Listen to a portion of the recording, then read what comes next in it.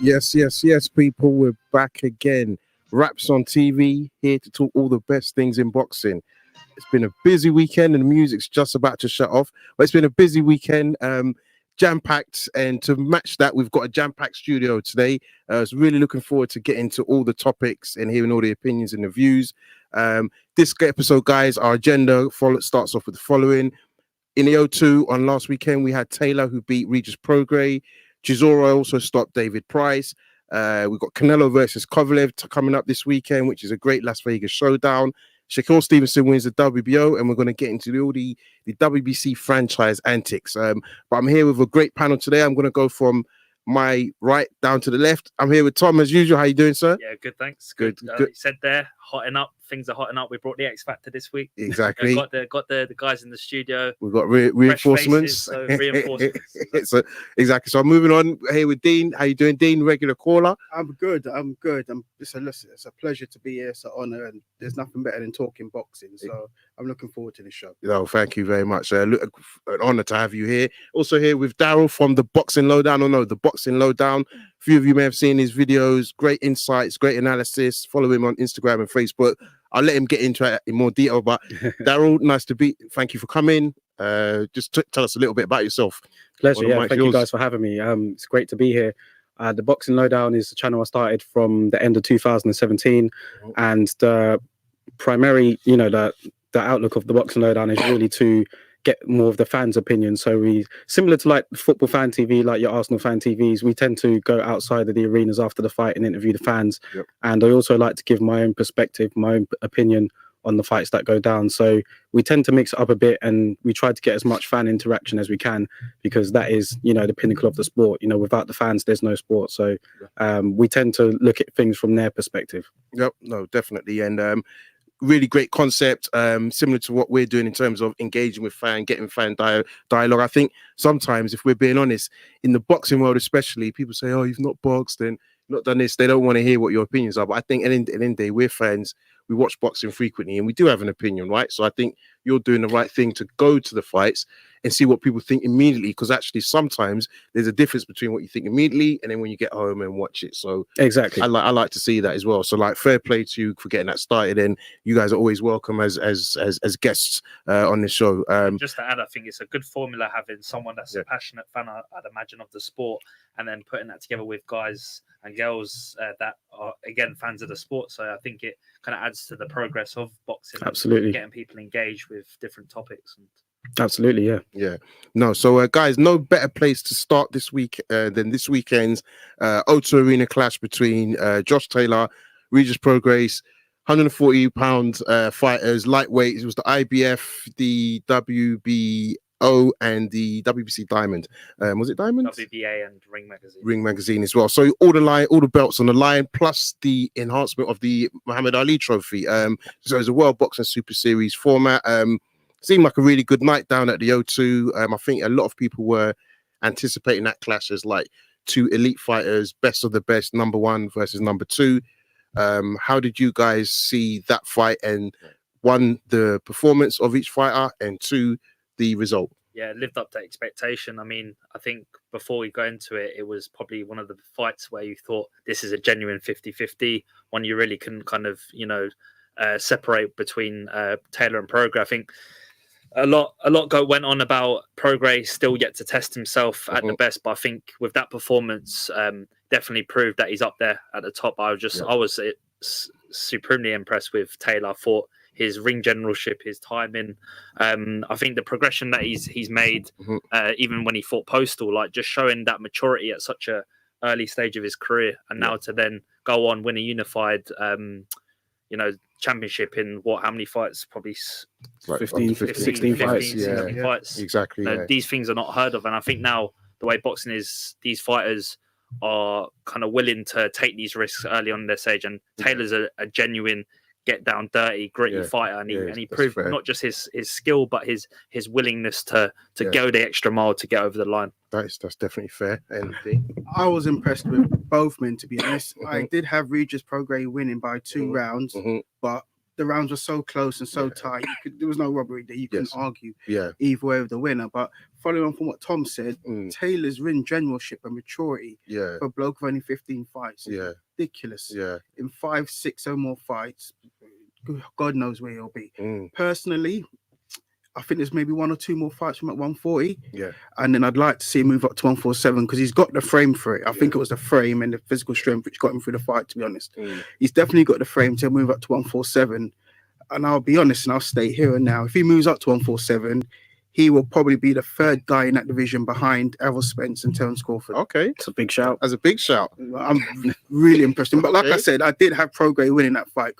Prograis was quality. He was quality. And I can see that in Daryl yourself. Yeah, this was one of those where it was a genuine 50-50 fight going in. It's one of those rare ones where we've got 2 young unbeaten fighters in their prime about to, you know, fight for the Muhammad Ali trophy. So much online. It was high risk, high reward for these 2 guys. And it was great to see, you know, people going to the O2 supporting Josh Taylor, but also showing a lot of respect for Regis Prograis, who has settled in brilliantly since he came down here to train for the last 3 weeks. And we were there, like we were doing the fan cams outside the arena, outside afterwards. And just, it was electric inside as well. And just, it was such a high, intense, like quality boxing fight between the 2. Hard to split them.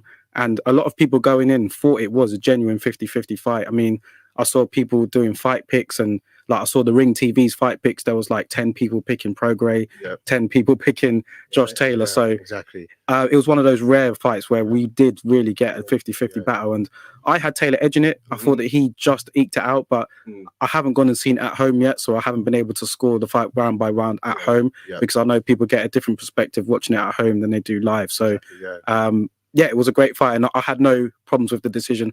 The one thing that did, you know, have a little black scar on the night was that 3rd judge's scorecard. That was, it was unbelievable, that scorecard. But the right guy won, in my opinion. And I think that's it. I think if I quickly focus on that, I think the scorecard was probably definitely the one thing. When I heard that, I was like, this is definitely Taylor's fight. It was a bit wide because I didn't see Prograis performing that badly. There were a lot of swing rounds, but I think also, if in my opinion, watching the fight from the 5th round onwards, you saw Taylor really take charge and Prograis kind of dipped in terms of power shots and even the frequency in terms of volume. But yeah, I'm quite interested to hear from you, Darryl, in terms of after the fight, what was the general reaction? Was it sort of like, this was 100% Taylor victory, or did a lot of people feel that? Actually, no. When we was outside the arena, we're not allowed to stand right outside the arena, by the way. But when we was outside the arena, a lot of guys were coming out and there were a good few that were picking they thought Prograis won the fight. So and these were not, like I said in my fan cams interviews afterwards, these were not like American fans that were saying it. These were just normal fans that came to watch the fight. A lot of people came to watch Chisora as well, has to be said. But there were people that thought Prograis won, there were people that thought Taylor won. So it was genuinely split. It was that kind of fight. And the reaction that we got afterwards from everybody was that it was obviously a great fight. They like to see him run it back again. But I think that obviously Taylor's immediate plans now are going to be to become undisputed in that division. But the feeling amongst the fans in the arena anyway was that it was mixed with the decision. So I'm not sure how the commentators had it, but in the arena, it was pretty mixed. And I think if you think back to the Sky Sports commentary, there was a bit of a split there. So I think Dave Coldwell had Prograis up. Similar to yourself, I actually gave it to Prograis. Cole Frotch Josh Taylor up by 6 or 7. I think even Barker had quite. I think it was Barker that had him up by quite a few as well. Barker, Groves as well. So I think I won't say I can see where they're coming from. I think it's definitely like the grittiness that Josh Taylor showed. And I think that was one thing he did sort of even from round 4 was try to bring his physicality into it. I think touching on the approach both fighters took, it kind of surprised me because I was expecting Josh Taylor to box on the outside, box long, use his size, but he seemed to plant his feet early. I think Regis Prograis was the one looking to box on the outside. See if he was getting more success. And I think that probably baffled the public and also the judges because thinking like, we expect Prograis to force the fight, to be aggressive, really get onto Taylor's chest and make it hard for him. But I think with Taylor's, cuteness where he's able to come up close and just sink those body shots in, it really sap the energy of Prograis. But then again, it's whether you favour the come forward or do you favour the pick your shots well and, really kind of smother the other person's work. But I thought they both performed well in each sort of style that they brought to the ring. I think, and that's what surprised me. I think Josh Taylor's inside game was really good. If I say fantastic, because I would have expected him to keep it long, but he wasn't really trying to do that, and that's where keeping it long, you saw the successful Prograis. I felt that in terms of his head movement and sort of just shifting left and right and closing the gap, I felt he was really good countering as well. I felt he did quite well in terms of countering certain shots as well. So I thought it was a really good fight, one that we can't argue. And I think you raised the point in terms of Daryl, Prograis being in London for like 3 weeks, like really kind of trying to adjust to the climate. But then what was really good was the media push for him. I think that he was very active as well. So that was really good from sorry to interrupt. I thought he was a class act afterwards as well. He didn't argue the decision. Point. If it was me personally, I would have been arguing with it. But no, he didn't argue. So the better man won, and I thought he was brilliant. And it's upwards and onwards for him and Taylor. Yeah, and I think actually that's a great point, because you felt that the comment that he was trying to, the MC was trying to goad him, but he was like, listen, whatever, I thought the better man won. And I felt that was pure class for him, because I think with all this, like, you know, this concept particularly, it kind of projects these fighters onto a massive stage, regardless of whether Prograis hadn't had the same caliber opponent as what Taylor had before, whether his profile was the same. This kind of really now has risen both fighters up. So then, you know, they can go back again, do it back again, and really capitalize on the champions that are in that division, because I mean, there's going to be mandatories, there's going to be belts become vacant, so the guys below them are going to really try and have to prove themselves against these guys. I mean, sorry, I think what's good about this as well is that it shows that some of these fighters on the come up now, that it's not the worst thing in the world to take a loss, because it shows that, you know, your stock can still rise if you suffer a defeat. And I think a lot of today's fighters now are so worried about losing, like in the Floyd Mayweather generation, when he was fighting, he made it seem like if you lost your O, then that was it. You might as well retire. But I think with Regis Prograis, and you know, he won a lot of fans over here for one, 100%. And his effort ultimately it was a losing defeat. But I mean, it was still like his stock's going to rise from it. And I think people want to see him again. Exactly, and I think that's a great point. And I would even go back and say, for me, I feel even from the Tyson Fury Wilder fight, I know you're thinking what, but for me, both guys were undefeated and they put it to risk. Whereas before that, there wasn't a lot, apart from probably Triple G Canelo, but that was a lot of back and forth negotiations. I feel since Wilder Fury, everyone's just kind of said, well, let's go at it in terms of class competition. Even with Joshua now losing, people are like, you lose, what has that done to Joshua? Would you argue he's made it more popular? I think it has. And there's a narrow margin between all these big guys, you know, like you can see the middleweights. You take a loss, with whether you're Andrade, you're Jacobs, you have a few guys that are not really willing to step up and face a Golovkin or a Canelo, but we've seen it when Jacobs took that defeat to Golovkin straight back into a mega fight with Canelo. So within a year, within 18 months, even the Derevenchenko fight, they took in between that as well. So yeah, I think it's great. I really do feel we're gonna see more quality matchups. I'm gonna come back to that point, but I just wanted to ask you guys, the World Boxing Super Series, we now have another champion. So that's Josh Taylor, that's Callum Smith, and that's Usyk. We still got a new end in there that's next week, isn't it? It's in the next 10 days at the very least, in Japan. Do you think the World Boxing Super Series has been a success since its inception?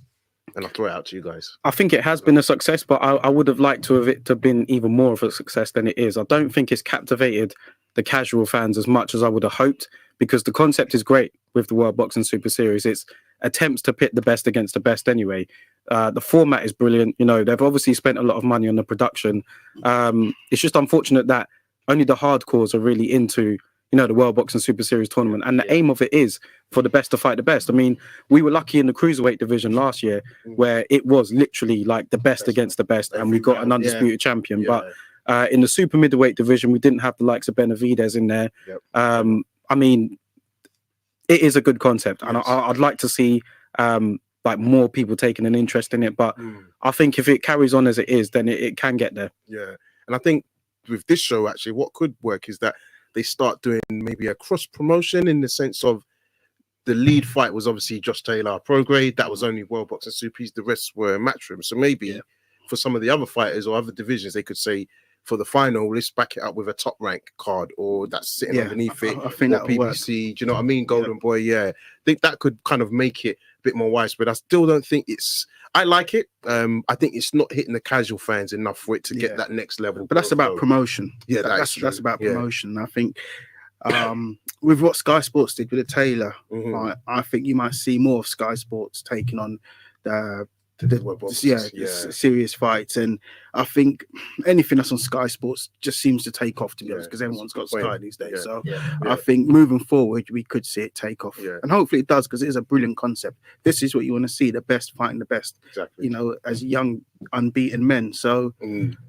Hopefully, and you're going to have you're going to have those inconsistencies where you're going to have fighters that pick up injuries. There's going to be a bit of delay, and that's expected. But I think with the World Boxing Super Series, its main aim is to be a global phenomena, as opposed to giving fighters with unbeaten records a platform to project themselves. Like there is a comparison between, you've got like the more sort of low scene concepts with like the Ultimate Boxer. That's hitting a different audience. Whereas the World Boxing, like you said, Daryl, is purity of the sport, getting into the hardcores.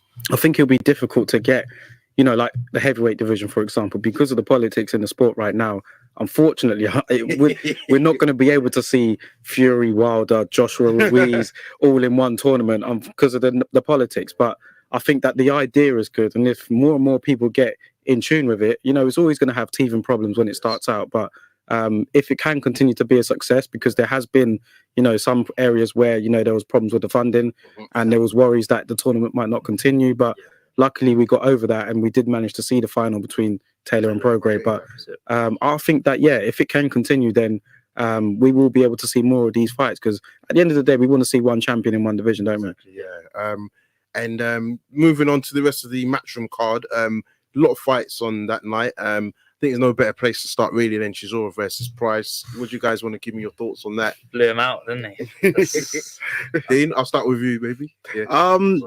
I must admit, I hold my hands up. I predicted Price to win. Yep. I thought his size, his jab would just keep Chisora at bay.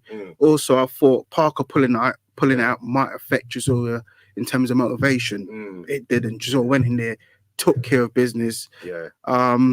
Regarding Chisora, I'd like to see him now go and fight Parker if they can. I don't know what happened with Parker originally. This spider bite. It doesn't sound right, does it? No. What sort of spider was that?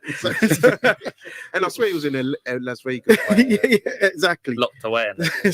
So I'd like to see Parker, Chisora, or even, as they mentioned, like David A mentioned it, Usyk Chisora. It'd be interesting. As for Pricey, I don't know where he goes from here, to be honest.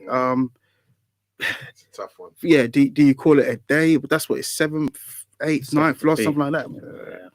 It's the hurt game. For me, you come in, you do what you got to do, you get out. Don't hang around too long. I don't want to see Pricey hang around too long, because he's had a few bad knockouts. So I think he's got some soul searching to do. But as for Del Boy, fair play to him. He went in there, took care of business, and hopefully he gets a big fight. And to be honest, he's probably the most popular heavyweight in Britain. Okay. I would say Del Boy. He's probably between him and Fury. I think they're both more popular than AJ. Yeah, I mean, I could definitely see where you're coming. I won't lie. I think I'll still put AJ ahead of him, but I can definitely see where you're coming from in terms of Del Boy, in terms of like the character. Exactly. Killing himself, but also he just speaks straight. He's none of this commercial thinking about branding. He just gives it straight, and I think that's what appeals to people. That's what appeals. And it's kind of like the Dillian White slot, I think, and like I love Dillian White, but I feel with this whole B sample thing, his name's gone down a bit, and maybe Chisora could come in and fill that kind of slot. But even when Chisora and Dillian White were fighting, Chisora had the crowd behind him. That is true, actually. Yeah, you're right. The crowd loved Del Boy, and to be fair, he's backing it up at the moment. I'll tell you what, outside of the arena, there was a lot of people there for Chisora. You know, a lot of people said that, you know, I don't know if any of you guys have seen the fan cams yet, but there was a lot of guys that said Chisora was the main event for them. They came to see Chisora. One guy that said, he made me laugh because you asked him, what do you think of Rafer? He's like, nah, it's just Chisora, mate. Yeah, he was literally just there for Chisora. So he does have a fan base. It does. Do you know this with Chisora? You know that when you go to see Del Boy, he's either going to get knocked out or he's going to knock someone else out. And a lot of the casuals, that's what they want to see. They want to see two big heavyweights going at it and someone ending up on the deck. And Chisora's not worried about that taking a defeat. He's grown to the fans a lot more now recently with, you know, teaming up. There's a narrative behind it now with David Haye being part of it. Exactly. He's a bit bringing more polished as well. A bit more polished. And even to say, going back, I think there's something when I see Chisora now, he just seems more focused. Apart from the sort of I'm going to kill David Price remark, even his behavior has been a bit good. I think it's been banterish, but I think it was well performed, well behaved. Sorry. And even afterwards, it's all a bit weird seeing him with Nigel Farage. You're just like, huh? where did that come from? Good interview as well. I've not checked it out actually. Is it good? Yeah. I think that's what they like about Chisora, the unpredictability. You know, you don't know what's going to happen next. Like we didn't know what was going to happen at the press conference. We didn't know he was going to be with Farage after the fight. Like we don't know what's going to happen next. Like 30 burgers and stuff. But from your point of view, who would you like to see Chisora fight next, Tom? It's difficult. I think if the Usyk fight did prevail, I think he would take that. But if I was to choose someone, I'd say probably Hunter, maybe someone like that. I don't think the Joyce fight is going to happen. I think that's been made clear. Usyk, I mean, they're saying about Joshua's WBO. If he wins it, it's going to be stripped from him, or he's going to have to defend. So the belts are going to become vacant. One belt is going to be. Well, it's a matter of time. But I mean, Chisora, Hunter, someone of that level, I think. But it's hard to see really what's from now. Like, what's he going to choose? I'm not too sure. And also on the card we had Ricky Burns versus Lee Selby. Anybody catch that fight? Any thoughts? It went how I thought it would go. To be honest, Selby eked it out. Burns did, I would say, look like the old man. That's disrespectful. He looked like he was on the turn as a fighter. It's not prime Ricky Burns. And Selby did what he had to do, but I would like to see Selby have 1 or 2 more fights at that weight just to see where he is at again, because obviously he's dipped over the last couple of years. Selby a few years ago looked like he was going to be the next big thing. But it was a good win for Selby, but it was an expected win in my opinion. I mean, in terms of Ricky Burns' performance, were you anybody impressed with Ricky Burns' performance? I think so. I think Selby showed maturity. I think Burns, I mean, you can't knock him. He's done it. He's been there. He's done it. But I think Selby now can really take that as probably his career best performance to date. You know, it's a period now where he's got to kick on up in 2 weights. He's molding into the weight, and now he's got to. I mean, you can't look back now. You've got to go forward. You've beaten someone of that reputation. You've got to really kick on now and demand the big fights. Exactly. Put his name. So it's a big show to get your name out there as well. So, from your point of view, Daryl, do you think? And this is just really a question about Selby. Do you think power-wise, you think he's going to have the power to really hang with some of the champions in that lightweight division? I don't think so. No, I don't think he's got enough pop to get rid of the top lightweights out there.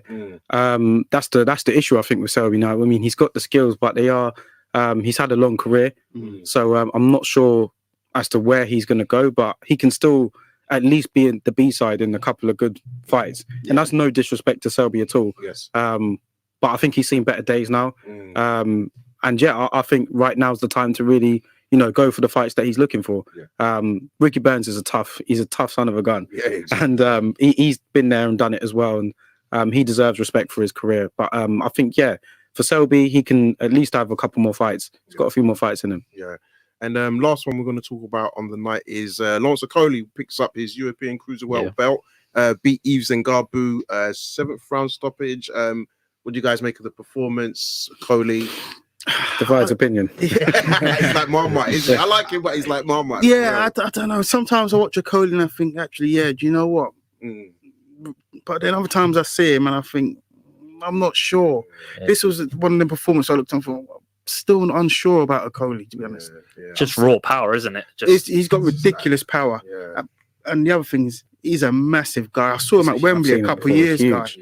I think it might have been before the AJ Povetkin, because I remember it was the night before a Wembley show.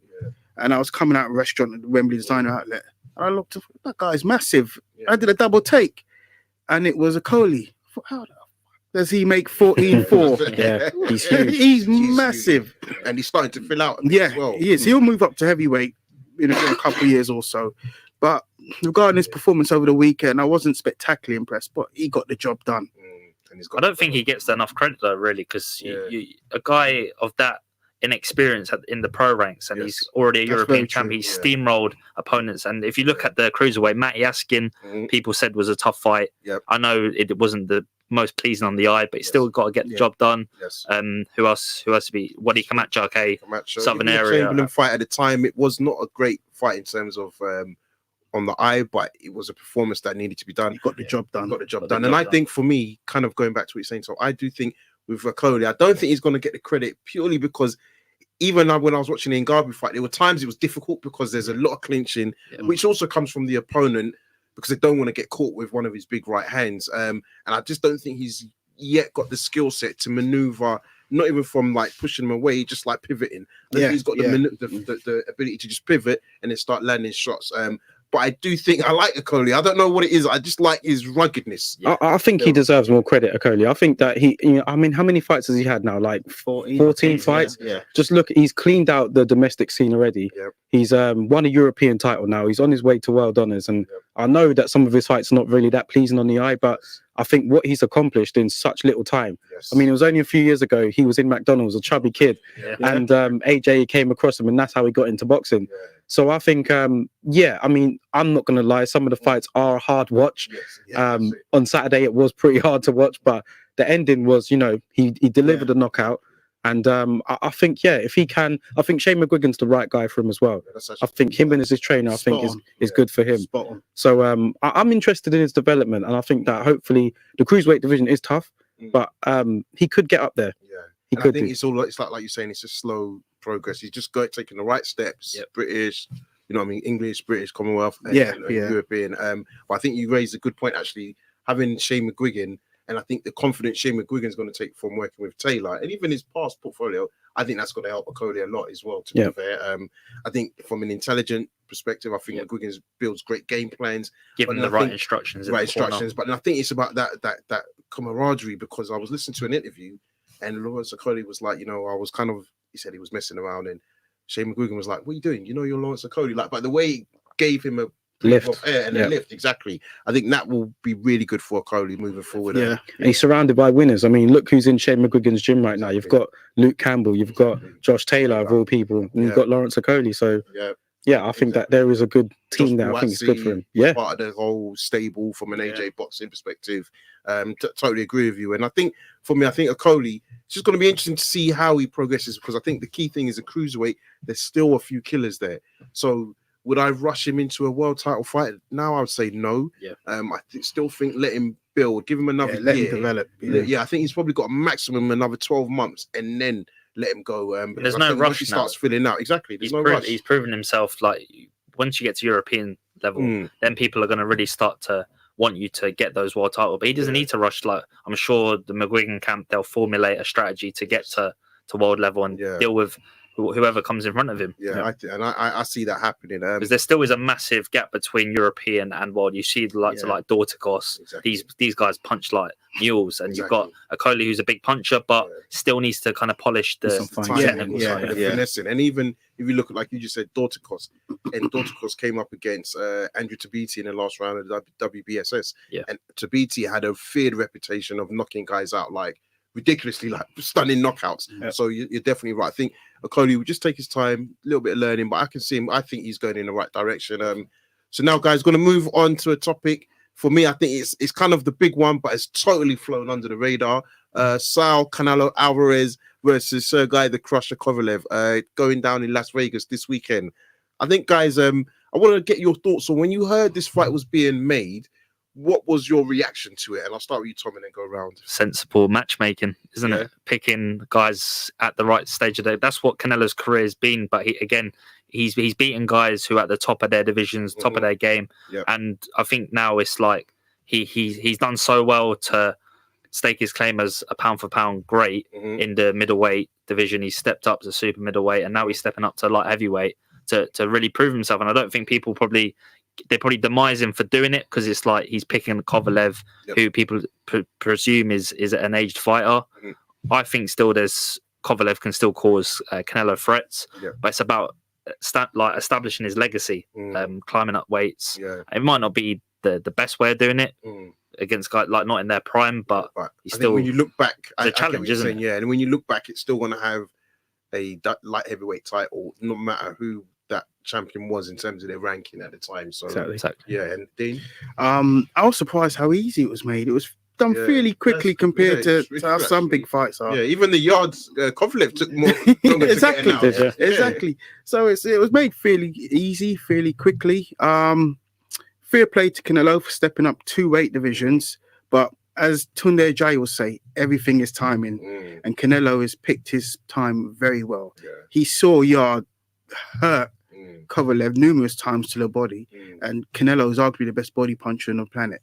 I think Canelo takes this fight, but I wouldn't completely write off Kovalev. He's not the Kovalev of 3-4 years ago, but he's still formidable. And I think this fight will take a lot out of Canelo. More than he actually thinks. This fight's going to take a lot out of him, but he will prevail and win.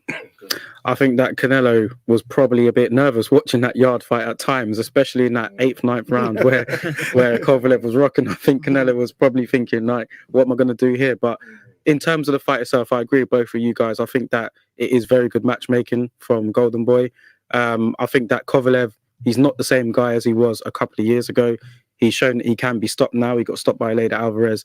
And, he doesn't have that, for me, he doesn't have that fearsome aura anymore. The crusher. He was that guy where everybody's afraid to go in the ring with. And I think after the 2 Ward fights, make of it what you will with the second Ward fight. But I think after that, kind of lost his aura a little bit, but he's still got a title up at light heavyweight. He's still the most recognizable name at light heavyweight. So for Canelo, I think he's in this DAZN deal now. He's got some fights that he needs to fulfill. And I think it makes sense. I do think it makes sense for him. And in terms of the fight itself, I know practically everyone I've spoken to is picking Canelo Alvarez, and I'm picking him as well, but I don't think we should write off Kovalev completely, because just look at the head-to-head with these guys. I mean, he's massive compared to Canelo, and Kovalev's still got a good jab, got a good trainer in his corner, Buddy McGirt, and I'm picking Canelo, but anything can happen. And I think that's actually a good point that you raised there in terms of, one, the trainer in his corner. I think that's the slight difference. Since he started working with Buddy McGirt, you've seen that he's tried to utilize the jab a lot more than even in previous fights. And he has got a good jab. Exactly. I think you saw that in the yard fight. I think it is just the stamina. The one thing I would say to counter it, and I think Canelo, because I'm picking him as well, but I think sometimes Canelo sometimes also has stamina issues as well. Even if you think to the Triple G fights, there were rounds where his output really dropped, and that's where kind of Triple G brought it back. The Lara fight as well. So, and now that he's stepping up another division, more weight, 2 divisions. It's not a catchweight either. It's at the full light heavyweight limit. That's what surprised me. I thought you might have tried to get Kovalev down to 170, 172. For Canelo to go up to 175, fair play to him. I think he'll win, but I think this fight is going to take a lot out of him, and I'm not sure if Canelo will be the same fighter after this fight. And for me, where I'm really interested to see how this fight plays out is because when Canelo beat Jacobs, one of the things that impressed me was his movement and his head movement. I think he's going to have to be on point 120% throughout this fight, because Crusher has got some power. No matter if he's not the guy, he's still got power, and you're facing a guy that you've actually never taken power in an actual fight. It's one thing sparring 175 pounders or cruiserweights. It's going to be in an actual fight, and I think that could make a difference. Just in terms of Canelo's game plan, if he starts getting punched quite early in terms of a jab and a right 1-2s, he's going to be thinking to himself, what's my game plan now? How am I going to... Everyone's got a plan to get punched in the face. As the great Mike Tyson said. And I think Kovalev, he's a bit vindictive, and I think he's going to be thinking, this is the first fight where I've been totally written off, because I can't think of a fight where he's been totally written off like this. One thing to consider as well is how many guys has Canelo knocked over at middleweight? How many people has he knocked out? Not as much as you would think. So to move up another 2 weight divisions, will he be able to carry any sort of power to light heavyweight to disrupt Kovalev? And that's actually a good point, because when you think of the Jacobs fight, he fought really well, but actually didn't put him down. No. Do you know what I mean? I think we're all kind of saying he's going to stop Kovalev, but I just think are we focusing too much on the Andre Ward defeat and not, obviously we know Andre Ward is class, but I think we're focusing so much on that little bit of the yard. But if we're honest, yard had 1 or 2 rounds best throughout the whole fight. I'll be honest, I'm really intrigued just to see how it plays out, not even just for the result, just to see how the fight plays out sort of round by round. For me, the only reason I'm picking Canelo is because his strength, which is the body punches, is Kovalev's weakness. That's the only reason I'm picking Canelo, just because of the body punch. I think he will wear Kovalev down. And I don't think he'll stop Kovalev, but he'll wear him down. And I think Canelo will take over, although we talked about stamina issues, but I think he will take over the last couple rounds, and I think he'll nick a win. And if Kovalev's not able to get to Canelo early and really establish his power, he's going to get frustrated. He's going to be more restless, and he's going to, I suppose, he's just going to want to kind of, swing for the hills. And I think Canelo's sharpness is going to be the way he slip shots. Canelo is brilliant. And just on your point as well, Kovalev, he's not exactly living clean outside of the ring either, is he? And maybe that might catch up with him. I agree with that, but I think that's why the quick turnaround from the yard fight could be good. Yeah, for him. I think that could be very good for Kovalev because there's been no rest period for him, really. He had a few weeks rest and then he's straight back in the gym. He's not had time to do what he normally does. And that's an interesting point because my question to you guys was going to be, do you think the short lead time in terms of a camp, we've heard Chisora say it quite openly in terms of, I went at price because of the short camp. Do you think that, so you don't feel that's going to affect Kovalev? You think no? I think that quick turnaround could help him. Yeah, similar to like the Ruiz, I guess, in terms of he had a fight, straight back out. Interesting. I like that thought. So guys, let's move on to the WBC. So last week, I'm sure we all woke up. I think it was probably Wednesday or Thursday morning. Yeah, and it's announced that Devin Haney is a new WBC champion, and I was thinking, who the hell did he fight? And it's also transpired that obviously the last 7 days at WBC, they've had their annual convention. So for those of you that don't know, the WBC convention is really, it's an annual meeting where boxers, so namely their champions, coaches, promoters, managers, refs, judges, they all kind of meet around, build up they have these workshop sessions, and they talk about different things, whether it's from drug testing to certain rules and study certain fights. But they also have this area where promoters can petition to get things lobbied. So that's certain things, for example, Arum petitioning for Lomachenko to get the vacant fight against Campbell. Yep. But this session, Arum has petitioned for Lomachenko to be made a franchise champion, which has obviously elevated Haney. And I'm going to tell you guys my gripe, and then you can agree, disagree, or give me your points.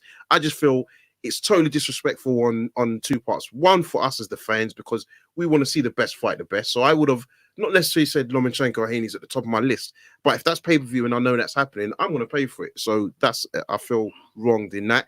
I just feel that the fact that the franchise champion can never lose this belt in the ring, even if they fight and lose, I think just makes a mockery of belts in general. And I also feel that from the vacant belt perspective, I feel you should make the 1 or 2 or the 2 and 3 fight for it, not just give it to a guy that's just been introduced. What do you guys think about that? I think it's ridiculous because regardless if you're Devin Haney's 22-0 unbeaten, or if you're a 7-0 guy that's had 300, 400 fights in the amateurs, like the way Lomachenko won a world title in his third fight or whatever it was, and then moved on. But like you said, 2 and 3 or whoever's in the top pecking order to fight for the belt should fight for it, and like someone should earn the right to be a world champion, not just be gifted a world title, because now it's going to change the whole spectrum of, I've got a world title now, so I can call the shots. Devin Haney might sit there and think, well, I've got a WBC world title. Yes, I can call the shots now. Exactly. And these fights then will create problems. It will do. For me, it's rubbish. It's nonsense. It's ridiculous. For me, my biggest gripe is that, again, I think they should have had number 1 and 2 fighting for it, not just hand it out. For me, it's ridiculous. Don't like the concept of it. Hate it. Get rid of it. It's rubbish. Yeah, to follow on from that, it just makes a mockery of the fans, really, in my opinion. I saw an interview with Suleiman and a guy from the Boxing Voice, Nez from the Boxing Voice, and he was quizzing him on, the status of the franchise champion and what it means. And it's just so complicated for me because, can you become undisputed? You can't lose the belt in the ring. So if Devin Haney, if Lomachenko, his ideal, he was waiting for the fight between Comey and Lopez to, fight for the undisputed championship. Yeah. So what does it mean now? Where does it leave Devin Haney? I'm sure he didn't want to win the belt that way. And it's the same with Canelo Alvarez as well. And I'm just worried now, are WBC just going to wake up one day and just say, we're going to make Wilder the franchise champion? Anything can happen. And it's just very confusing. It's hard for me to explain to my casual friends what it means if they were to ask me, because I'd literally be like, I don't know. So and that's a good point, because I think what people aren't understanding, they might say, well, what's the harm? You have to understand, in my opinion, the harm is you have a visual representation of a lot of different fighters with a belt. Sometimes if you just look at a green belt and then you see Haney, then Lomachenko, then Comey and Lopez, you're going to say, well, who's the real champion? If one's a paper, one's a franchise, one's a diamond, one's a Mayo. How many belts have they got? How much exactly? And I think to your point with the Wilder thing, again, you are right, because there's no set criteria. So if you was to say Canelo, if I'm being totally honest, I don't agree with it, but I can see where they're going with Canelo, purely because he's moved up and down weights. If you think about where he started his career, he's fighting at light heavyweight this weekend. I get it. He's a big name as well. I think it's way too soon for Lomachenko. I don't think Lomachenko is, in my opinion, earned the right to have that, i.e., he's never unified or been undisputed in any of the weight class. At least Crawford has done that. Do you know what I mean? And I'm bringing in Crawford's name to say, well, where's his sort of title at being franchise? Thankfully, he said he's not interested in that.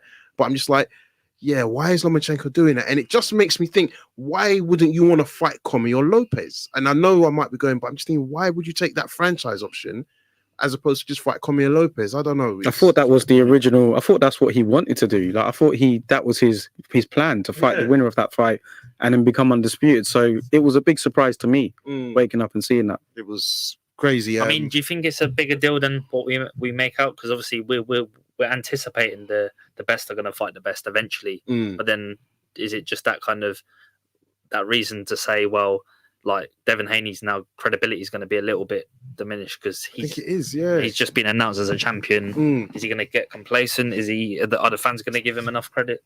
And I mean, again, and you guys can answer. I just think he won't get full credit, maybe amongst like more the casual fans because they won't understand like the backstory to it. But I just think guys like us sitting in this room, we know he's good. We believe he probably would have been a world champion anyway.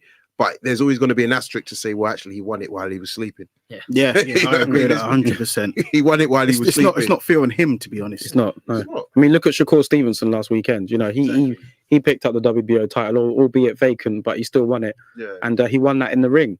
Whereas Devin Haney's got the talent to do that, but he wasn't given the opportunity. Yeah, and that's actually a great segue into another agenda. But I will say, I've got to say this, guys. I'm going to put this position to you, right? So you're a fighter. Yep. You know, you got an opponent. You get your manager calls you and says, "Yeah, you're going to be fighting X, Y, Z." You're laying in bed and you're like, "Babe, yeah, I got this fight. Who are you fighting? I'm fighting X, Y, Z." That's my brother. Shakur Stevenson this weekend. He was the guy who fought. His sister, isn't he? How mad is that? Yeah, like just from split loyalties. But yeah, going really into the Shakur, and I'll start with you, Daryl. What do you think of the fight, and what do you think of Shakur Stevenson overall, and also him calling out Josh Warrington to unify? I like Shakur Stevenson. I've liked him since the amateurs. I think he's got all the talent in the world. He's managed by Andre Ward. He's good friends with Terence Crawford. Yeah. The whole Jay Prince as well. So he's got a great team behind him. Bob Arum's his promoter. Yeah. The whole situation with the fight last weekend was a bit surreal, really. You know, to fight your girlfriend's brother, who I think the family have apparently disowned his girlfriend because she was going out with Shakur Stevenson. So it's just a bit of a family. Wow, it's like a Jerry Springer sort of thing. Jerry Springer. I didn't know that, to be honest. Yeah, like they so he's dating his opponent's sister. Yeah. And like the family of the sister have disowned her now. I didn't know they disowned her. Yeah, they disowned her. So even after the ring, I think when after Shakur won, I think he attempted to, you know, like make amends with the family, but they still didn't want to. So very personal, man. But I mean, Shakur looked good. Yeah. He pretty much won. It was almost a shutout, in my opinion. I think that he's a very talented fighter. I'm not sure. I did a video on this today about him and Josh Warrington, and I think that with them two, he wants it. Like he's already said he's been impatient, and Andre Ward's had to tell him at times, like, need to slow down. You've got a long career ahead of you. I'm not sure if Josh Warrington. I think they will eventually fight. I think it's an easy one to make, but I don't know. I'm not picking against Josh Warrington anymore. Like, I've picked against him quite a few times before. He's proved me wrong, and I don't know. I'm not sure if Shakur's ready for it yet. Yeah, that's an interesting one. I want to come back to you guys as well on Shakur and the whole Josh Warrington. What's your thoughts, guys? Again, I don't think he is quite ready for it yet, to be honest. I think give it another year or so. Yeah, 15, 18 months, and I think then. Great fight to make. As you said, I ain't picking against Josh Warrington again. I've done that 3 or 4 times and got made to look a mug. If they were to fight, if it happened in Leeds, Josh Warrington he probably beats Deontay Wilder in Leeds. That energy, right? Yeah, it's just he beats any and everyone. But if it happened in the States, then Shakur Stevenson. But I would like to see him wait another year, 18 months, to be honest. I think Shakur Stevenson's first class. I think it's one of those ones where he doesn't need to rush anything. He's a world champion now, and I think his skill set. I mean, from the amateurs, he was like destroying guys, you know, and he's showing now that he can manage himself. He's not worried about the spotlight and the sort of exposure that's on his career. He's not banking on that. Like, I know he's got the likes of Crawford, you know, singing his praises. He's got Andre Ward who's managing him, but he's his own person now. He's starting to establish himself as a genuine threat at that division. And I think the Warrington fight, like you said, if it has it in Leeds, obviously the Leeds crowd are gonna. I mean, Warrington's probably not going to lose a fight in Leeds, but you never know. Styles Shakur Stevenson is one of those unique fighters. Yeah, and just to kind of follow on with you guys, I think it's definitely key to say, Warrington Selby. I didn't think Warrington had a chance. I just thought it was that whole typical more about the fans. But like you said, he's proved me wrong. I did back him to beat Frampton, but I was still surprised how he done it, if I'm being honest. And again, the Callahan fight, I think he did what he needed to do. I think that's going to be a really interesting fight. I think you're right. The location could play its part because the referee as well. Exactly. Because the styles are actually going to be quite different. And I was looking at, so last week I said, after the fight, I personally feel Josh Warrington's probably the best British boxer at the moment. I feel that if you look at his resume, he's a world champion and his style isn't necessarily boring. And the way he dispatched that guy in 2 rounds, I think kind of proved that. I feel Shakur Stevenson versus Warrington would be like Mayweather versus Hatton Part 2. Because I think you're looking at the defensiveness of Shakur Stevenson. I think it's going to take a great fighter to open him up. I think Warrington could potentially do that though, because he's fought top guys. But Warrington just comes forward. So I feel he's even, in my opinion, he's a bit better than Hatton, because I feel that he actually delivers against his peers. You know what I mean? Hatton came up. We know that he fell short. So yeah, I couldn't wait for that fight. I think the location plays a massive part. I think it will. Yeah, you look at when I watch Warrington, and even I'm kind of into it when he's doing that whole leads and guys the Chiefs and all of that. Like you're on the TV watching it, you're like, all right, let's get involved. So yeah, no, I think that would be a great fight if they can make that happen. Interesting as well, because you look at the 2 promoters, you would imagine it could be relatively easy to get a deal done between Bob Arum and Frank Warren as well. So I think that would be fantastic if we get that. And it's something for Josh Warrington to look forward to, a day in the States, bring all the fans over. And I think, I mean, it's an opportunity there, really, regardless of whether it's in the UK or if it's in the US. It's a fight that, again, could produce and could see it 2 or 3 times. I would like to see Warrington over in the States. I think he deserves that. He wants it. I think he deserves that big fight in America, to be honest. So yeah, if they make it in America, great fight, and I'll be staying up to watch it. But I do think it would tip it in Shakur's favor if it was in the States. I agree. Yeah, and that's the thing. Actually, with it being in the States, you would probably think it needs to marinate a little bit, just because it's in the States. You know what I mean? If you're going to do a Vegas or whatever, it's anything like that. I think it just needs to marinate. But great fight. And I guess in other boxing news this week, Gervonta Davis, and I want to talk about him a little bit because he's been quite active last few days. He's going to be moving up to fight Gamboa, same Eurocode Gamboa that lost to Crawford. What do you guys think of that matchup and Davis moving up in weight? It's a bit of a strange one, to be honest. I wasn't expecting. Gamboa, is that presuming 140? Is it? I think it's 135. 135, yeah. I mean, Gervonta Davis got a lot to prove, hasn't he? You know, that he's had how long now inactive, all the weight on his shoulders. The same level since when he kind of came onto the scene last year. Two attached to that Mayweather stance on padded records, and he's not proven. So, he's a great fighter. You know, he's got the glitz, the glam, but you need to start now, especially with the way these guys are coming up. They're relentless. They're not going to sit around and wait for a Gervonta Davis fight. He's got to prove himself now. He should be further down the line to where he is. He should be a lot further down the line. And I don't know if you saw today on Twitter, he called out Josh Taylor. That's what I wanted to guys to bring up. He doesn't want any of that smoke, to be honest. Strange one. Forget that fight for him. No, he just needs to get his career back on track, get active, and then kick on from there. In a couple of years' time, I'd love to see Davis against Haney. To be honest, for me, that's the one I'd love to see in a couple of years' time.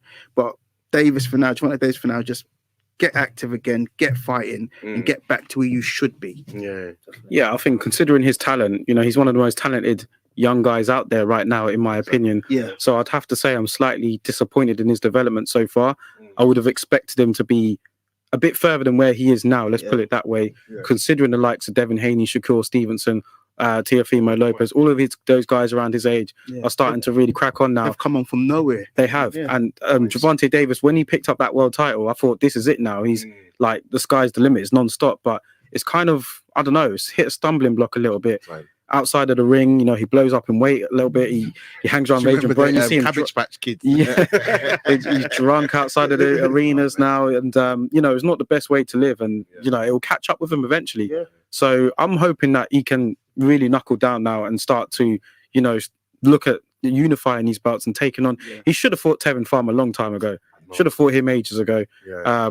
And yeah, as for the Josh Taylor call out, I don't think that's a good fight for him either. I think Josh Taylor's like a foot taller than him for one. He's no right to call out Taylor, really. No, that's a very good point. And even when he says, "Oh, if he thinks he's powerful," we don't even know if your power is translated into the higher divisions. Number one, and we've never seen Taylor get knocked down or knocked out. Clearly, he's got a good chin. So we could argue that he's got a good chin because he took some proper shots from Prograis, in my opinion. Yeah, Prograis filled out for that fight. So yeah, I agree with you. I think it's clout chasing. I think it's him getting his name back out there because you guys have all made great points. If you think about when he won that title against Pedraza, what has he really done to say, like, I'm disappointed? I'm this guy's nothing. Mediocre opponents. Mediocre opponents. With a space of probably 12 months each fight. Even Gamboa, I mean, that's not his name only at this point with regards to Gamboa. I mean, he's been done for a long time now, in my personal opinion. He's not set. He's like, I don't want to say he's a gatekeeper because that's a bit disrespectful, but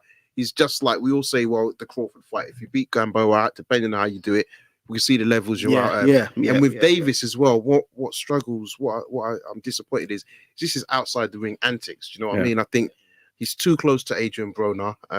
Something's going on there, and I just think he's not focused in terms of where he wants to train. So if you think in the last 2 months or whatever, he's just been going to different gyms. I'm like, you're part of Mayweather stable. Get your ass to Vegas, away from your family and friends, and focus. Mayweather tried to that, didn't he? Tried to say that to him, but he didn't want. He wanted to stay in Baltimore. So there's no structure. That's the problem. And I mean, I know it's great to where it's got you, but I think for all Mayweather's flaws, I'm going to be honest. For me, I think people should listen to him when it comes to the boxing game because he's been there and done that. Regardless of what you think about his outside life, and he was disciplined. Super. Mayweather's outside life, he was very disciplined. You look at guys under Mayweather like Broner and Davis and complete opposite. But at least Broner could turn around and say, you know what, I'm a 4-weight world champion. Davis hasn't really done anything yet. Yeah, it's true. I mean, that's a good point. Even though I don't think, I think Broner's he didn't fulfill his potential. Yeah, exactly. And when he says 4-time, I agree with you. He's factoring this right, but I would say who are the opponents? But I saw him because Robert Easter Jr. fought on the weekend on the PBC card. Yeah. He got the win, so Broner and Davis were there. And I was seeing Broner, and I mean, he looked like me. Like dad bod, belly's just there, like coming through the tea. You're just like enjoying life now. Enjoying life now. So I don't know what's gonna go on with him. I just think it's good. Probably mentally seems to be speaking well, but yeah, overall performance-wise, I don't know if he's gonna come back in the ring. One of the other things that was kind of announced last week. So I'm just gonna do a run through news. So guys, if you've got any points, please bring them up. Eubank Jr. was agreed to fight Korobov. Yes, in New York on the Charlo card. What do you guys think of that as a risky fight? That is, Korobov is no joke. Yeah. Fair play to Chris Eubank Jr. I think that is a difficult fight for him. But I'd like to think that maybe they're building up the Charlo fight, considering it is on the undercard. Yeah. I think that would be an unbelievable fight, Eubank Jr. and Charlo. I think Charlo sparks him. Oh, you do? I think I'm going to reserve until after the Korobov fight. If he can put on an impressive performance against Korobov, it will leave people thinking, you know, maybe he's got a chance against Charlo here. But I agree. I think Charlo beats him if they do fight, but it's an exciting one. Yeah, definitely. And when you think about it, because Korobov obviously fought Charlo, and that was not close. It was exactly. It wasn't like you knew Charlo won, but you could see like it wasn't the way you expected it, in my opinion. So yeah, I think they are building up this Eubank Jr. Charlo fight, and I think it makes sense. I think the press conferences alone be worth the entrance fee. The Eubanks, Charlos, I'll pay 50 quid. That is very true. And so for me, I think that was really good to hear because I think again it just shows the state of boxing at the moment. But guys, I'm going to go around the table. So speak to you. What would you like to talk about topic wise, boxing? Any news? Anything that's I mean, in terms of boxing right now, the franchise champion thing was a really big gripe for me. There's a lot of things going on right now. It's hard to keep up. Like, I'm interested to know what's going on with Dylan White. Yes. You know, we're not hearing anything with regards to, I don't think we're ever going to find out about this B sample, but I just want to know, when are we going to get a resolution with regards to it? I mean, I interviewed Dean White about a couple of months ago now, and he said to me, you know, by the beginning of October, we should hear something. We're now at the end of October, haven't heard anything. You know, there's been a bit of here and there with regards to, you know, Eddie Hearn and his interviews with when we're going to see White out next. So for me personally, I'm a big fan of Dillian Whyte, and I'd just like to see, you know, I'd just like to know what's going on, because I think us as fans deserve to know what is going on. Totally agreed. Yeah. You sort of stole my thunder actually, because was that going to be Dillian Whyte as well? I'd just like to know what's going on. I'm a massive Dillian Whyte fan. I don't know, maybe he's serving a band that they're just trying to keep on the low. I don't know. I just want to know what's going on. Whatever the outcome is or was, I just want to know what's going on with him. There was one thing that I don't think we touched on, was the rumours of Ruiz going back down to the amateurs, I think, to represent, was it Mexico? I think he shut that down now, didn't he? I think he came out and said he wasn't going to do it. Oh, was that completely? Yeah, because I think there was a bit of backlash as well, because people were like, well, they're champion going into the Olympics, because it's Tokyo, right? Next year in Tokyo. Tokyo. But even just to follow on that though, because obviously it came out again from the WBC convention that White is now essentially banned until 2021. Right, because they said I think they said if he's cleared, then he'll be able to. It'll be mandatory by February 2021. Right, but disgusting. Right, but the thing is, I just think it's going back to your point. I think because we're not going to find out what's happening, I think we don't see him fight for WBC for 2021. I think that rules it out. So I think he's going to look down the other route. He's going to have to look down the other division.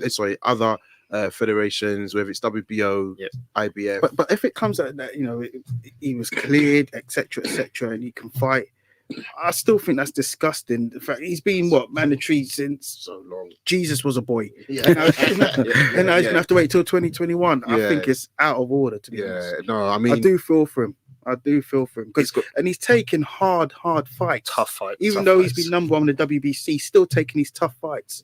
When a lot of the other heavyweights are fighting bums, let's be honest.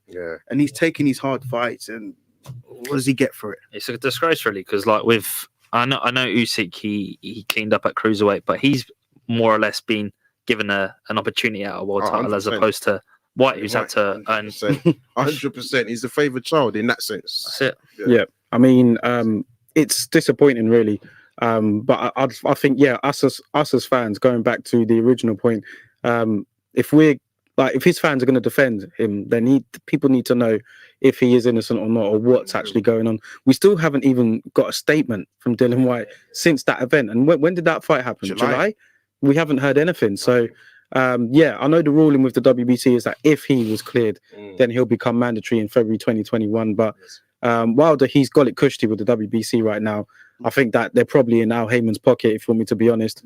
And I mean, the Ortiz fight, it is a dangerous fight, but it's not one that anybody asked for. Like, the first fight was pretty conclusive. The Tyson Fury rematch appears to be dragging out. I don't think that's going to happen in February. That's so Wilder's sport, though, to be fair. Yeah, I mean, I don't think Fury will be fighting the Undertaker in February. He's fighting him tonight, isn't he? Wednesday. So, I mean, I feel it for Dillian Whyte, but I mean, the belts are probably going to get fractured after Ruiz Joshua too. So maybe Dillian Whyte might have to pursue some options, really, and go for the WBO or something. I don't know. I think, if I'm being honest, I think that's his only option, because there will be question marks around the B sample. Let's just be honest on that.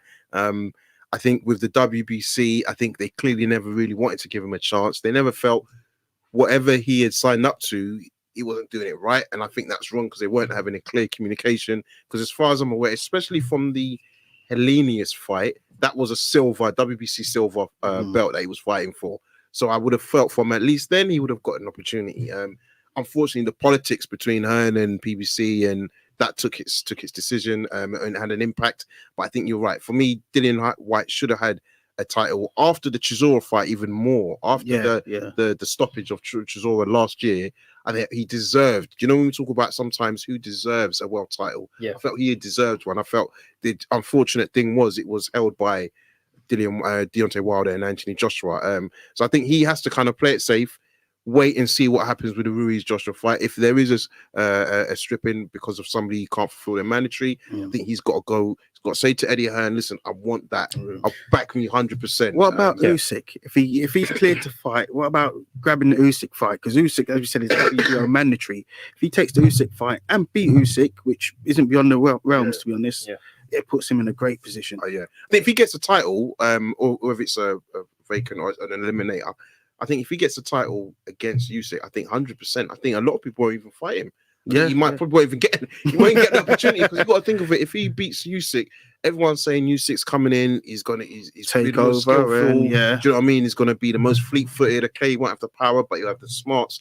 If Dillian White beats him, and we know that he's clear in that sense, I think you've got to sit there if you're Joshua and Wilder or even maybe Fury and think, fuck. That's the boogeyman. There's more to Dillian White than I think. Yeah. And his boxing skills are underrated. This is what I mean. White, I just don't feel like he needs to take unless it is for a vacant title. He doesn't need to take that as a stepping stone because he's proven it already. Yeah, it's true. He needs a title shot. Yeah. I mean, he was offered the fights. He was. Yeah, I was going to say. I was just about to say that. Yeah, he was offered the fights with Pulev. He was offered the fight with Joshua. So I mean, how much sympathy should we have for Dillian White, really? Because he has had the opportunity to fight for these other belts. He has, but he did want to take the WB. So I think we've got to respect the fact he wanted to take the WBC route. And let's be honest, as long as you've got if you've got the WBC belt, you're generally considered the man. So maybe that's why he wanted to take. Yeah, he didn't want to be dictated to. No, he knows his value, doesn't he? And I also think, even because you're right on the whole AJ negotiation, I do think though, and it's quite clear. We know Matchroom and Hearn and AJ, the way they negotiate is quite tough. And I think it didn't make total sense. But when he was offered the fight after Miller pulled out, I think he made a mistake. He should have gone for it. But this whole I need a longer camp, although made sense, I think was probably a wrong decision by him because he kind of he procrastinated. And Ruiz took it with two hands and was like, he's not a world champion. So I do get what you mean, but I do have a little bit of sympathy for Dillian White. But I just hope if he doesn't get this B sample, I worry for him, if I'm being honest, if this doesn't get cleared up. Do you know what I mean? Because then you're saying to yourself, like, what's going on? Where all the other past wins, how credible were they? Do you know what I mean? So, it's going to be interesting to see what happens. One fight I want to talk about is a bit down the line, but I do want to get your guys' thoughts on it as a whole.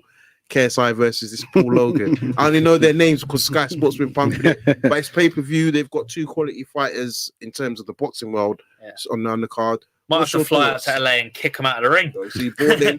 Tom's balling. I mean, we spoke about it when Michael Amu was in the studio the other week. It's good for the profile of the sport, but it just takes away that general purity. Like we want to see like the real Spence Crawfords, and this fight is a gimmick, isn't it? Really. It's nothing exciting.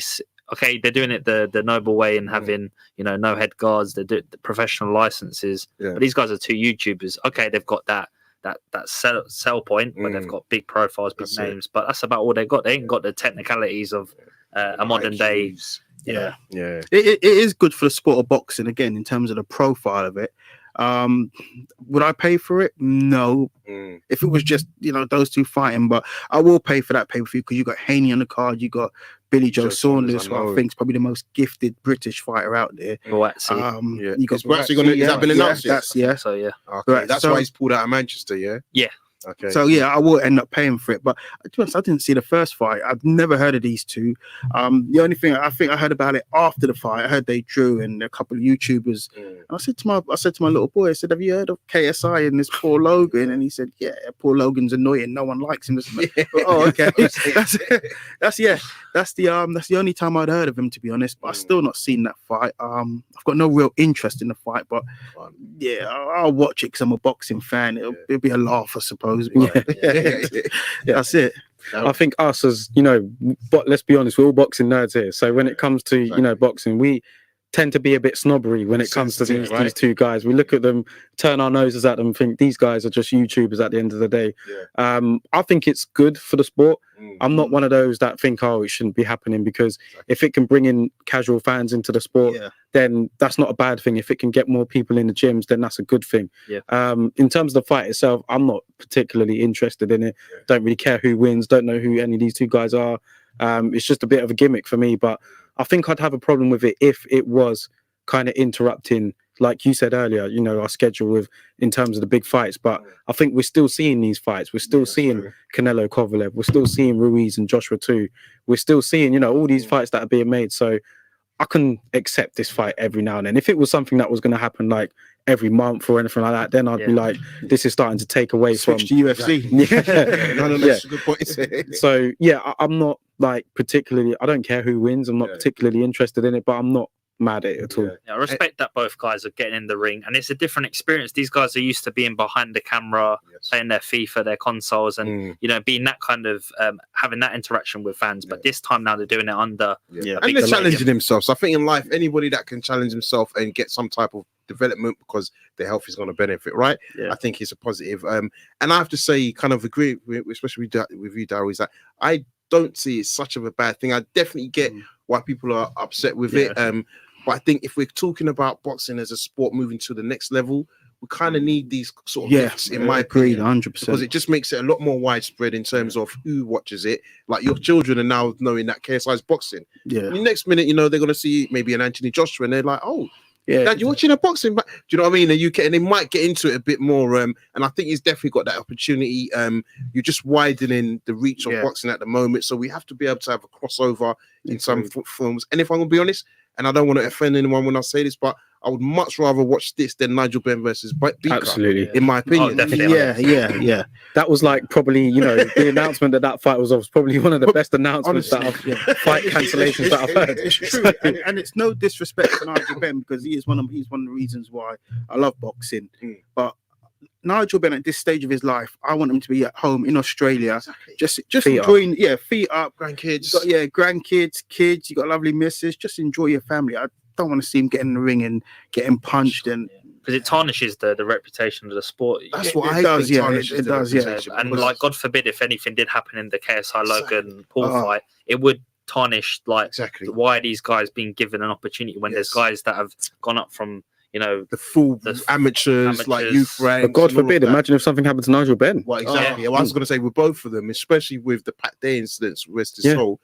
It would have just made not even more than a mockery. I think you saw it a little bit. People were trying to put boxing under the spotlight, say it needs to be banned because people do feel like boxing should just be banned. I think with your KSIs and your Nigel Benns, I think you give them ammunition to fire at us. So I'm kind of glad the Nigel Benn one is. I'm very glad the Nigel Benn one is off. KSI, I'm like, okay, let's roll with it. I'm probably more annoyed with myself because I'm probably going to buy the pay-per-view. I think that's one of the key frustrations because I'm like, oh, man. But like I said, you got Billy Joe Knee, you got David Haney, you got Wrapson, so that's a justification. It's not like it's a card full of YouTubers. So you really are taking a mick. But so it should still be a decent card. Definitely. And you know what? Fair play to both these guys. They're going into camp, they're training, they're getting in the ring, and they're getting punched with no head guards. So respect due to him. Absolutely. So guys, listen, we've got a couple of calls, but I'm only going to open it for the one. So I'm going to go to 498 only because time is running by. So I apologize for everyone listening today. But 498, the floor is yours. Hello. Oh, I can see their first time caller. 498. Hello. Did you hear the beep? Okay, they're being shy today. No worries. So guys, listen, I just wanted to say before we go, really appreciate the both of you coming down today. It's really been great fun. Time's flown by like that. Want to see you guys more often as possible as well. So call in, coming down to the studio. Let's talk about some big boxing fights. So before we go, please shout out the platforms or tell people where they can find you. So I'll start with you, but Darryl, where do you want to? For anybody that wants to check more of our content out, just head to the Boxing Lowdown on YouTube. On Twitter, it's boxing_lowdown. Instagram, Boxing Lowdown. And as I was saying at the beginning of the show, I try to update each social platform every day. On YouTube, I do my videos like talking about the fights, as well as like we interview the fans. That's part of our main content. Also try to add in like a Mythical Monday area where we compare fantasy fights. So the channel has a lot to it. It's not just me just talking in front of a camera all day. I do try to add a bit of variety to it. So I mean, the idea was sparked by my uncle who does run Arsenal Fan TV. Okay. So like he's kind of put the idea in my head, and boxing's always been a passion of mine. So for anybody that wants to just interact with me, feel free to hit up the socials. So Instagram is Boxing Lowdown. Boxing Lowdown. All Facebook as well. Boxing Lowdown. Boxing Lowdown. Are you on Twitter? Twitter, Boxing_Lowdown. Definitely. So we're gonna make sure we add the link to your channel in our YouTube video. So the guys that are listening on the podcast, if you want to watch any of Darryl's videos, I'll definitely recommend them. we'll put a link into this video on our channel as well. Make sure you subscribe. Yes, exactly. Appreciate it. Thank you, guys. Subscribe to him and subscribe to us as well, please. And Dean, thank you again, mate. Yeah. No, it's been a pleasure being here, to be honest. If you want to catch me, I'm on Twitter at Flace1 or Instagram at Flace1985. My name's Dean Sinclair. If you want to come talk boxing with me, football, politics, anything like that, I'm versatile. So good. I was going to say we've done quite well today. So the guys that are watching, you obviously won't know, but we've got a Tottenham fan in the room, and we've got 2.5 Arsenal fans. So he's done well. He's done well. So he's done well. It's all been love. I don't know which way to swing. Your Arsenal, bro. And the man like Tom. Yeah, no, I just want to say, like, guys, thanks for like tuning in week in, week out. It's good to see that, you know, we have a real fan base that really support the show, bring impetus, and like you guys are doing, what you're doing is versatile, and it's really kind of refreshing to see your angle and your journey as well. Yeah, thank you. I appreciate that. I mean, I think that's a good point to say. I think, you know, you guys that are listening in, we always try to talk about collaboration. I think in this boxing game, there's so much fights happening now. I think the more conversation, different of opinion is good. You know, we've all got respects. We're not part of these fighters' camps, so we can't get too emotional with this type of stuff. But I think the good thing is hearing more people talk with a dialogue. So we're Wrapson TV fans talking boxing, and it's been a pleasure to have Darryl from the Boxing Lowdown and Dean Sinclair. He's been supporting us on Instagram and everything as well. And obviously we've got the usual Tom. So guys, this week I'm going to quickly do a quick predictions on the fights running up. So it's only Canelo Kovalev, which is really the big fight. I'm going to start with you, Tom. Who wins and how? I'm going to go for a draw. We analysed it, but I think all jokes aside, I think Canelo's going to win late stoppage. Canelo split decision. I wouldn't be surprised if Kovalev wins the fight, but Canelo gets a decision. I think it's going to be very close, but I'm tipping Canelo just to eke out the win. Nice. Yeah, I agree. I think that a lot of people are looking past Kovalev, thinking that Canelo's going to blow him away. I'm picking Canelo to win on points. If a fight goes to points and it's against Canelo's going to get it. So even against Mayweather, he got something. I know. So I think he will defeat Kovalev. I think that he is the younger, fresher fighter, and I think that he will. I don't think he's going to knock him out, but I think he will win on points. So I'm going to kind of disagree with you. I am picking Canelo to win by stoppage. I think he will knock him out late. I just think he's going to have a bit too much from him in terms of landing shots, not just the body shots. I think even just like big punches to the head, some of those shots that Triple G took in the first fight, I think Kovalev is going to feel those. Foolishly, I think Canelo won't be afraid of his power. Whether that's going to be for his benefit, I don't know, but I don't think he's going to be afraid of Kovalev's power, and I think he's going to try and walk him down.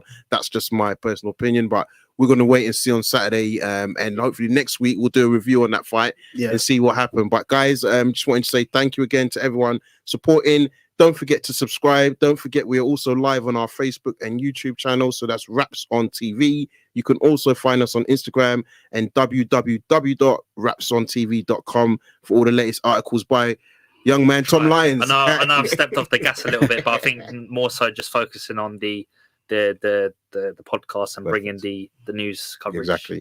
So guys, listen, want to say have a great week. And sorry, can I just say one more thing? Yep.